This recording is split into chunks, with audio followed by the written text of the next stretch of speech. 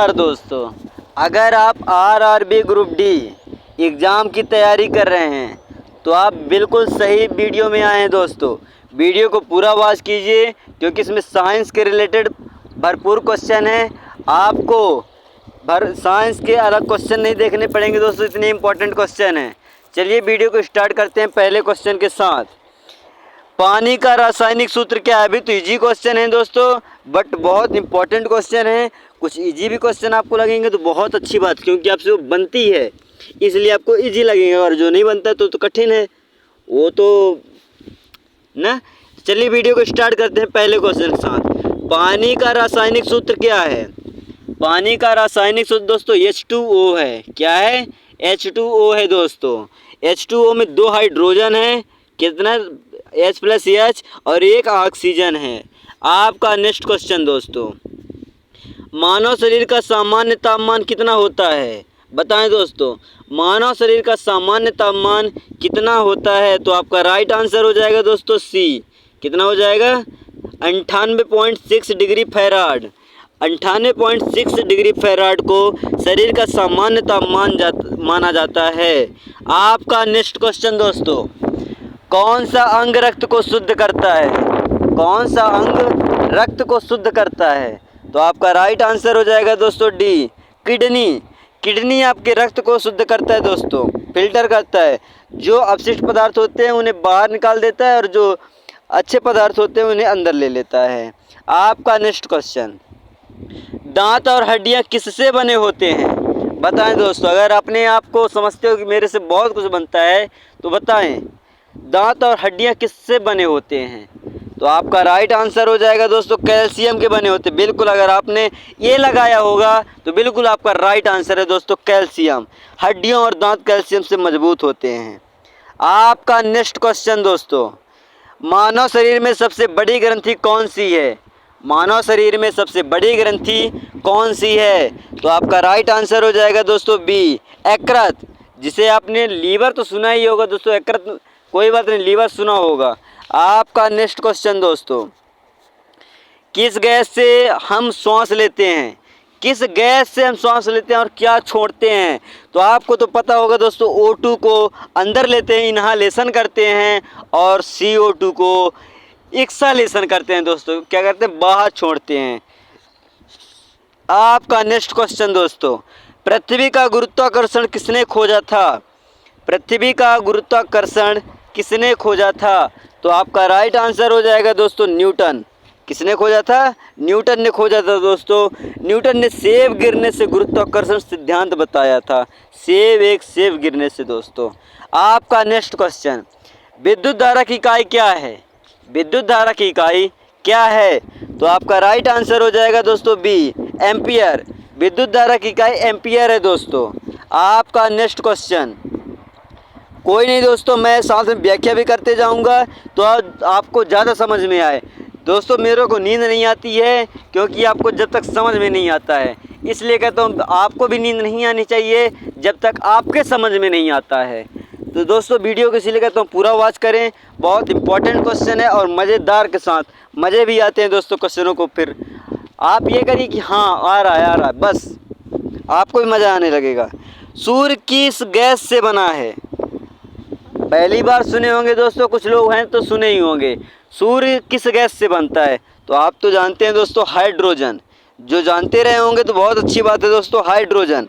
सूर्य मुख्यतः हाइड्रोजन और हीलियम भी है दोस्तों जो सूर्य बना होता है। अगर यहाँ हीलियम होता, हीलियम भी बना होता है, बट हीलियम का कुछ कम मात्रा होता है, इसलिए जब हाइड्रोजन रहे तो हाइड्रोजन चुनना है। अगर हाइड्रोजन नहीं हीलियम है तो आपको हीलियम चुनना है। आपका नेक्स्ट क्वेश्चन दोस्तों, मानव शरीर में कुल कितनी हड्डियां होती हैं?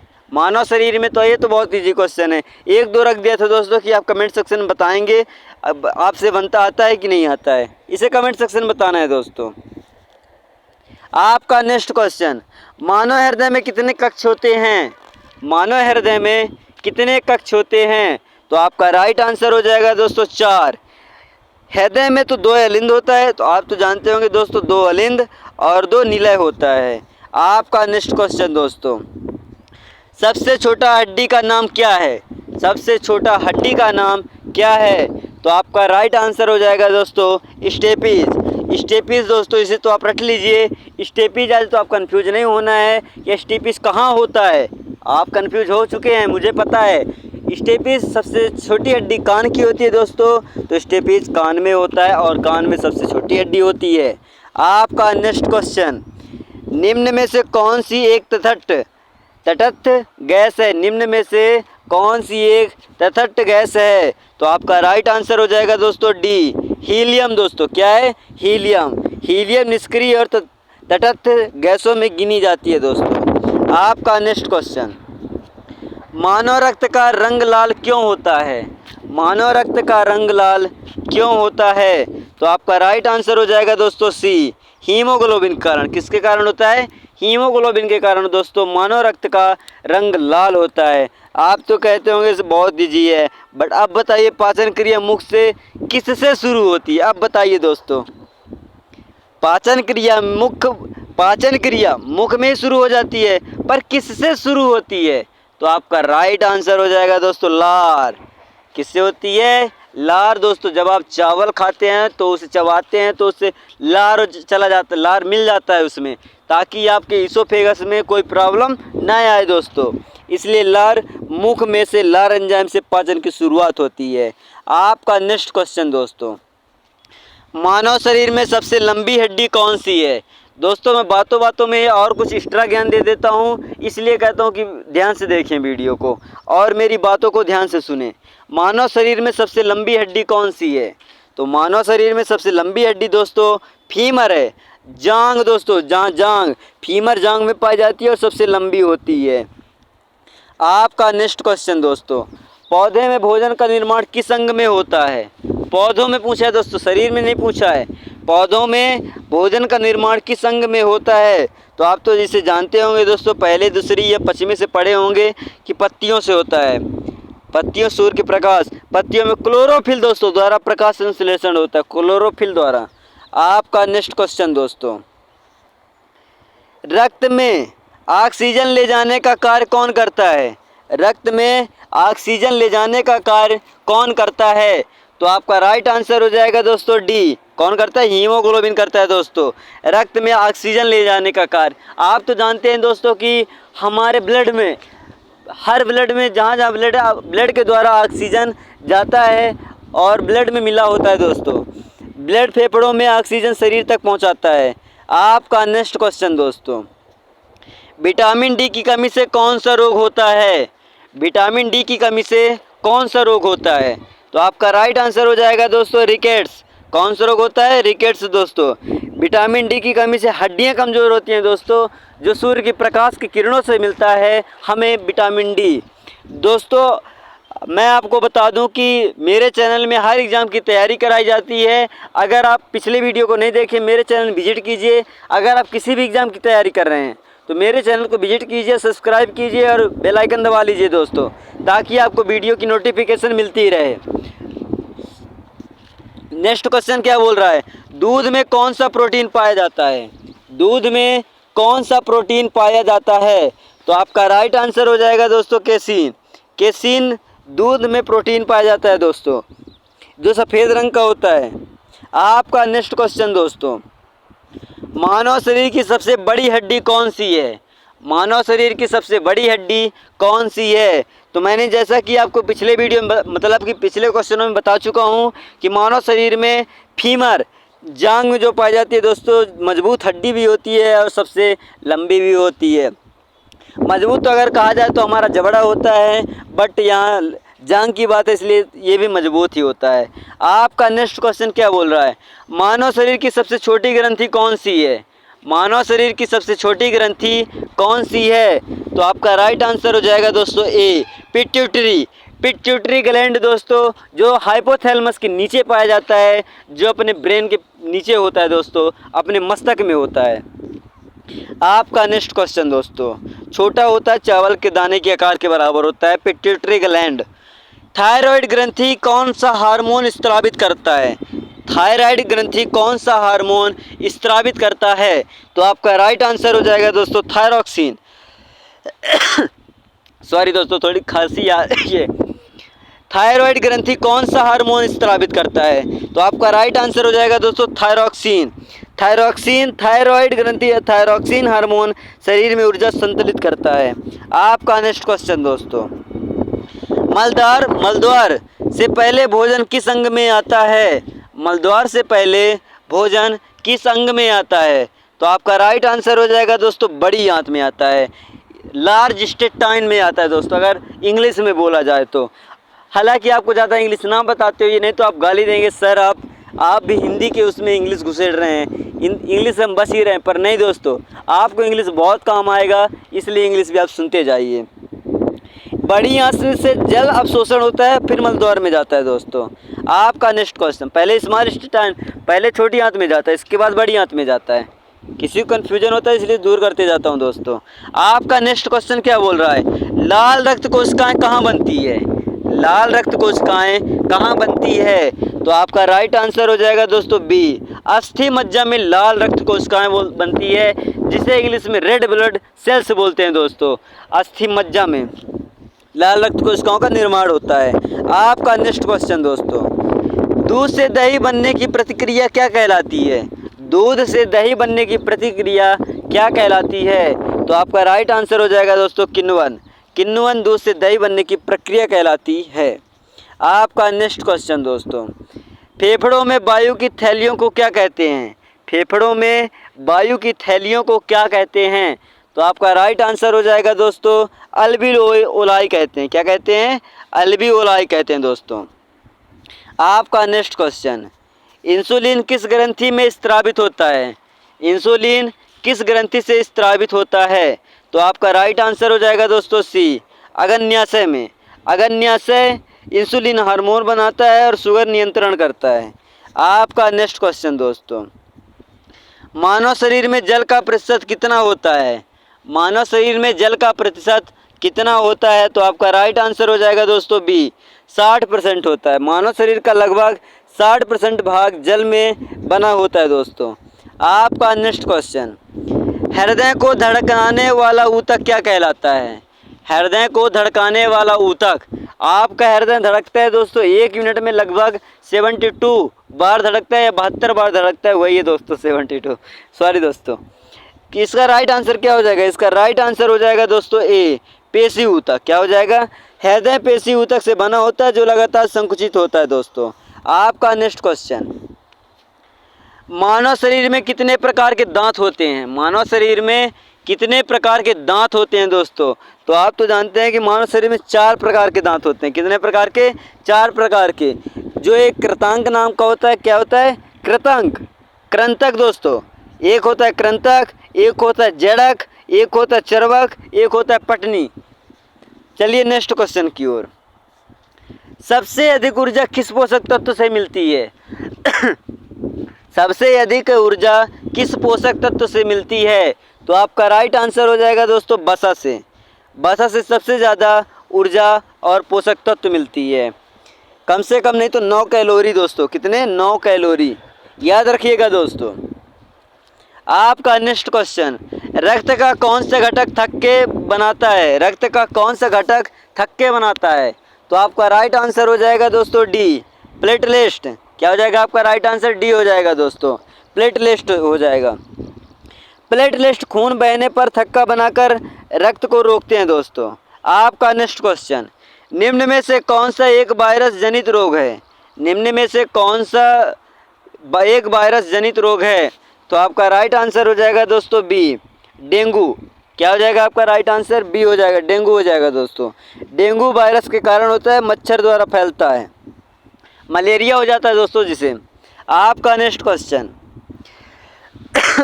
कुछ लोग हिंदी नहीं जान पाते हैं, इंग्लिश ही जानते हैं, मुझे पता है दोस्तों कि आपको भी कन्फ्यूजन हो जाता है, मुझे भी हो जाता है। आपका नेक्स्ट क्वेश्चन क्या बोल रहा है?